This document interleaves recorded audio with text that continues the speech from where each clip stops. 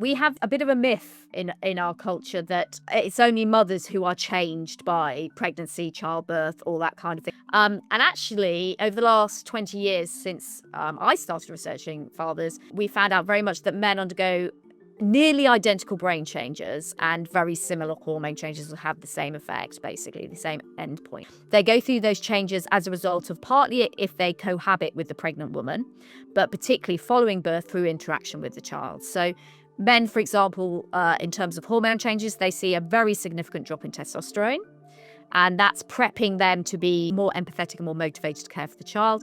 They see increases in oxytocin. They see increases in what we call the parenting hormone prolactin, which again are all about motivating the dad to care for this child, to input into caretaking.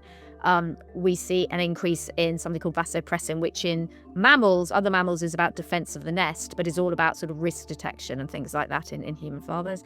We also see identical changes in the brain. So both mums and dads go through quite significant brain changes in about the first 6 weeks of their child's life.